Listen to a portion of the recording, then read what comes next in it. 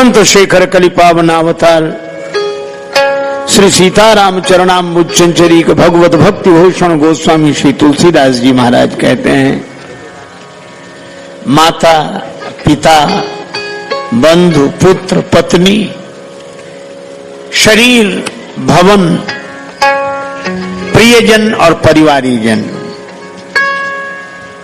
जहां जहां हमारे मन की ममता है,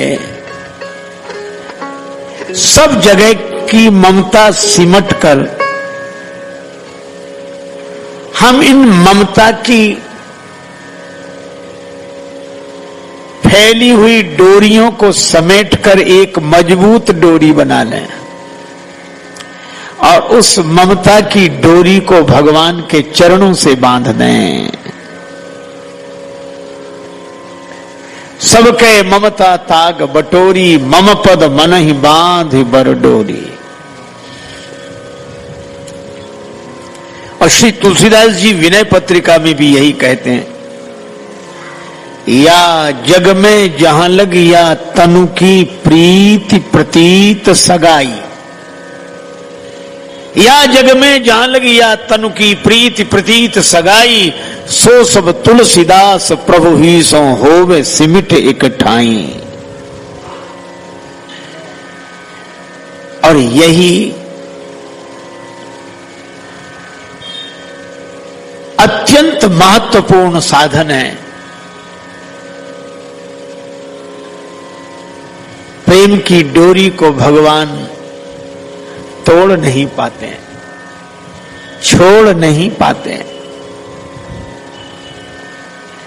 हमने जननी जनक भाव देखा, सुत भाव देखा, दारा से प्रेरणा लेकर प्रभु से जुड़ने वाली प्रवृत्ति देखी। आज राम जी से बंधु भाव का नाता जोड़कर देखें। हम दीन हैं, भगवान दीन बंधु हैं। दीन को निश्चिंत करता है भगवान के दीन बंधु भाव का स्मरण। तू दयालु दीन हो, तू दानी हो भिखारी। गोस्वामी श्री बिंदु जी महाराज लिखते हैं, भक्त बनता हूं मगर अधमों का हूं सिरताज भी, और देख कर पाखंड मेरा हंस पड़े ब्रजराज भी। भक्त बनता हूं मगर अधमों का हूं सिरताज भी, देख कर पाखंड मेरा हंस पड़े ब्रजराज भी। और कौन हमसे बढ़ के पापी होगा इस संसार में, सुन के पापों की कहानी डर गए यमराज भी। अच्छा, जिसके पापों की कहानी सुनकर यमराज डर जाए, वो व्यक्ति बहुत परेशान रहता हो, बहुत हैरान रहता होगा। पर श्री बिंदु जी कहते हैं कि हम हैरान नहीं हैं। क्यों पतित उनसे कहें कि नाथ तुम तारो हमें, क्यों पतित उनसे कहें कि नाथ तुम तारो हमें, हैं पतित पावन तो खुद रखेंगे अपनी लाज भी। अगर वो पतित पावन है तो लाज रखेंगे ही। और बिंदु आंखों के हिला दें दिल, क्यों न दीना नाथ का दर्द दिल भी साथ है और दुख भरी आवाज भी। एक जगह है जहां हम नाता जोड़कर अपनी बात कह सकते हैं। एक ने कहा कि जलवा दिखाने वाले रुख पे नकाब क्यों, जलवा दिखाने वाले रुख पे नकाब क्यों, और गणिका से कुछ न पूछा तो मुझसे हिसाब क्यों। अच्छा देखो, रामचरितमानस में एक पंक्ति है, बड़ी सुंदर पंक्ति। कर्म प्रधान विश्व रचि राखा, जो जस करई सो तस फल चाखा। कर्म प्रधान है, कर्म की प्रधानता से विश्व को रचा गया। जो जैसा करता है उसे वैसा फल भोगने को मिलता है। अवश्यमेव भोक्तव्यम कृतम कर्म शुभाशुभम, शास्त्र भी कहते हैं। एक आदमी अपने रास्ते से चला जा रहा था, रास्ते के बगल में बगीचा दिखाई दिया। आम के वृक्ष लगे थे, मौसम था फलों का, फल भी लगे हुए थे। अब आप विचार करना, आम देखा किसने? आम का वृक्ष आंख ने। अच्छा, आंख ने तो वृक्ष देखा, लेकिन क्या आंख चलकर वृक्ष के पास जा सकती है? नहीं। इसका अर्थ जिसने देखा वो गया नहीं। देखा आंख ने, गए पांव। अच्छा, पांव फल तोड़ सकते हैं? फल तोड़ा हाथ ने। इसका अर्थ जिसने देखा वो गया नहीं, जो गया उसने फल तोड़ा नहीं। अच्छा, एक अजीब बात, देखा आंख ने, गए पांव, फल तोड़ा हाथ ने, और जिसने फल तोड़ा उसे स्वाद नहीं मिला। हाथ को स्वाद मिलेगा कि फल खट्टा कि मीठा? तो फल तोड़ा हाथ ने और चखा रसना ने। अच्छा, एक और अद्भुत बात है, जिसने चखा उसने रखा नहीं। चखा रसना ने, रखा पेट ने। इतने में आया बगीचे का माली, चोरी से फल खाते हुए देखा, दबे पांव डंडा लेकर आया और पीठ में 2-4 डंडे धमाधम जमा दिए। तो एक सज्जन पूछ रहे थे कि पीठ की क्या गलती? पधारे पधारे, हो गया पधारे, जय हो। नहीं, कोई। अच्छा देखो, देखा आंख ने, गए पांव, फल तोड़ा हाथ ने, चखा रसना ने, रखा पेट ने, और पिटे पीठ। पीठ बेचारी न लेने में न देने में। कोई अपराध करे, किसी को सजा मिले, पीठ की गलती क्या? एक महात्मा से जब किसी ने यह प्रश्न किया तो महात्मा बोले, इस कहानी में ही तुम्हारे प्रश्न का उत्तर है। पीठ में डंडे की चोट लगी, दर्द हुआ? हाँ। दर्द हुआ? हाँ हुआ। तो रोया कौन? आंसू कहां से निकले? आंख से। सबसे पहले पेड़ देखा किसने था? आंख ने। तो चाहे जितने चक्कर के बाद मिले, फल उसी को भोगना पड़ेगा जिसका कर्म है, रोना उसी को पड़ेगा। तो अवश्य में भोक्तव्यम कृतम कर्म शुभाशुभम, जो जस करई सो तस फल चाखा। लेकिन यह अर्धाली है, पूरी चौपाई नहीं, चतुष्पदी नहीं है। यह सही है कि कर्म प्रधान विश्व रचि राखा, जो जैसा करता है उसे वैसा फल मिलता है। लेकिन इसके आगे एक पंक्ति और लिखी गई, तब चौपाई पूरी होती है। कर्म प्रधान विश्व रचि राखा, जो जस करई सो तस फल चाखा। ये सही है, लेकिन तदपि करही सम विषम विहारा,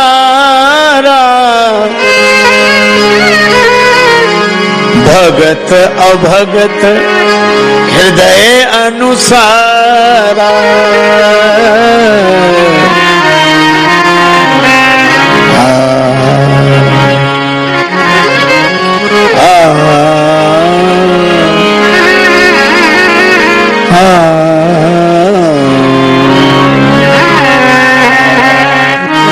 यह सही है, तो भी हम भगवान कहते हैं कि हम भक्त और अभक्त के हृदय के अनुसार समता और विषमता का व्यवहार करते हैं।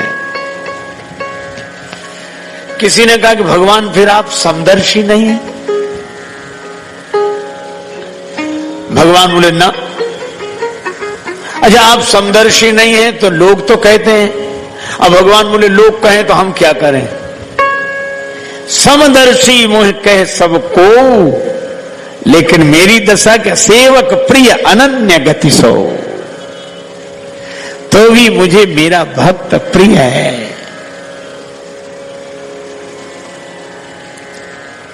देखो,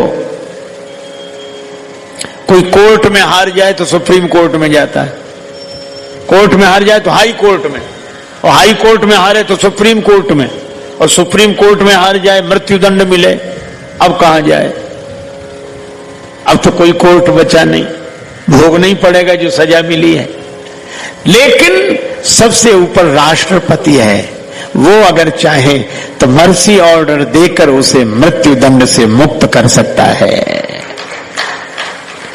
तो इसी तरह कर्मों के सुप्रीम कोर्ट का अगर फैसला हो जाए और कर्म दंड भुगतना ही हो, उससे कोई बच नहीं सकता।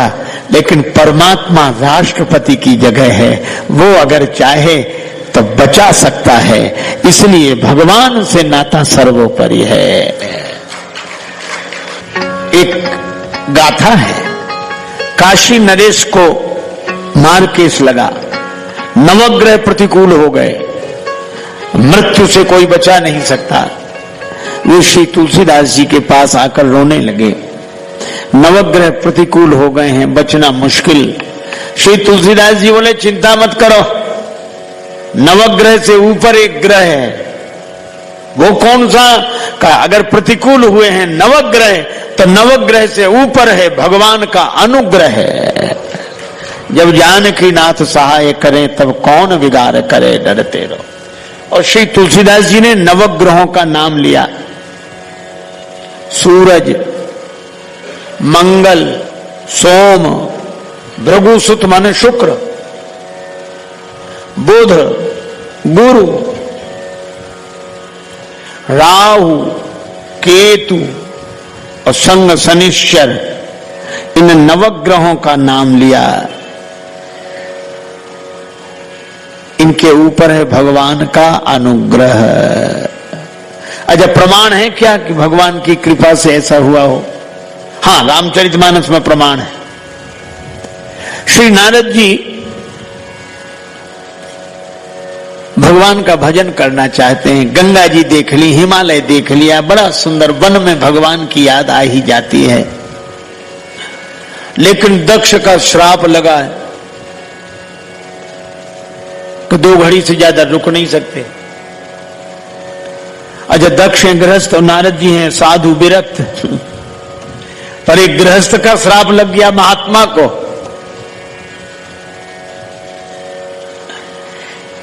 क्यों? क्योंकि नारद जी दक्ष के बेटों को जब वे तपश्चर्या करके लौटते तो उन्हें वापस वन भेज देते।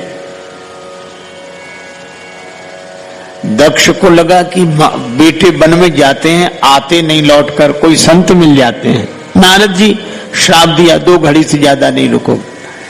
अच्छा, ये कथा बड़ी अद्भुत है। गृहस्थ का श्राप एक विरक्त महात्मा को लग गया। हाँ, वो कोई गलत काम तो नहीं कर रहे थे, साधु ही तो बना रहे थे। साधु तो बना रहे थे, गलत काम नहीं कर रहे थे। लेकिन आप एक बात सोचें कि अगर सब साधु ही बन जाएं तो साधु बनने बंद हो जाएंगे कि नहीं? बताओ। ये सब संत बैठे हैं और सब साधु ही बन जाएं तो साधु बनने बंद हो जाएं, कहां से बने? अगर माता पिता ना हो तो महात्मा का जन्म कहां से हो? और मैं कहता हूं महात्मा की कौन कहे, परमात्मा का अवतार कहां हो? इसलिए धन्यो गृहस्थाश्रम।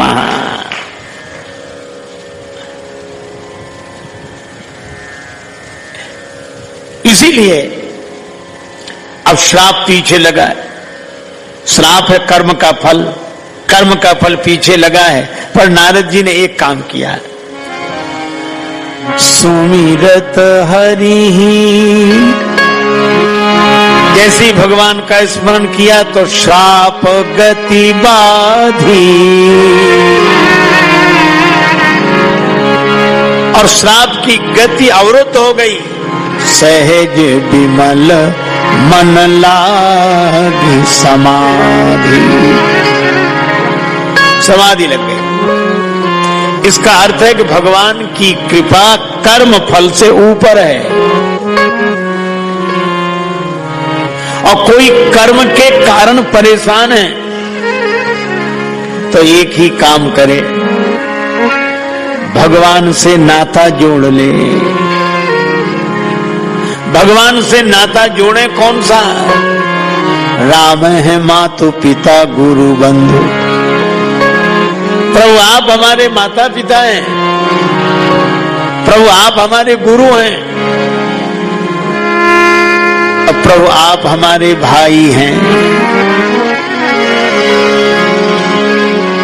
बंधु। भक्तराज केवट ने तो यही नाता जोड़ा।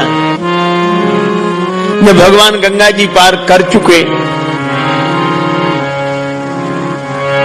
केवट को कुछ दिया नहीं है। संकोच हुआ प्रभु के मन में। श्री लक्ष्मण जी बोले और क्या देंगे, चरण धुला लिए।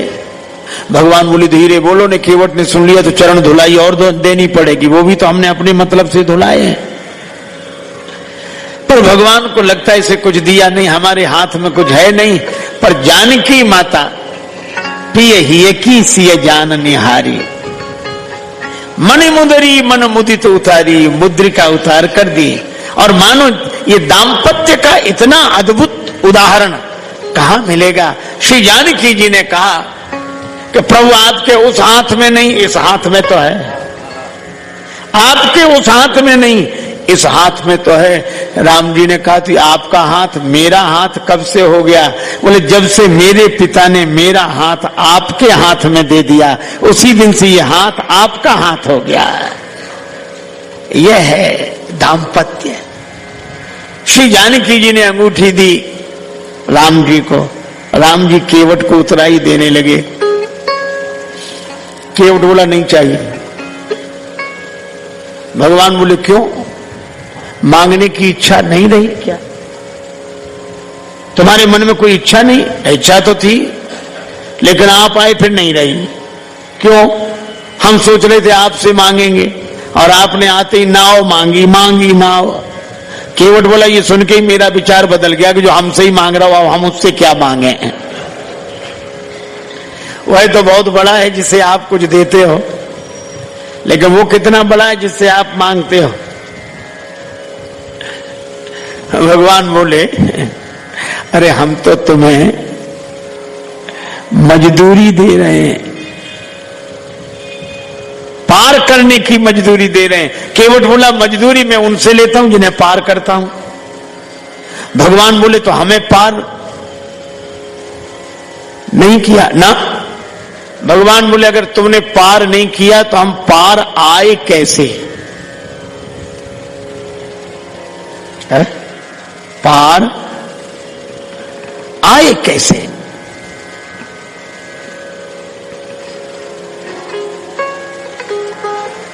केवट बोला यही तो हम पूछ रहे हैं कि पार आए कैसे? भगवान ने कहा नाव में बैठकर। केवट बोला यही हम कह रहे हैं, नाव किसकी है? का नाव तो तुम्हारी है। केवट बोला यही हम कह रहे हैं कि हमने आपको पार नहीं लगाया, आपने चरण रख दिया तो नैया तो हमारी ही पार लगी है। आपने चरण रख दिया तो नैया तो हमारी ही पार लगी है। उतराई तो हमें देना चाहिए, दे नहीं सकते तो ले कैसे ले? और तीसरी बात केवट ने कही, वो कहता है कि हम आप भाई भाई हैं, भाई बंधु हैं,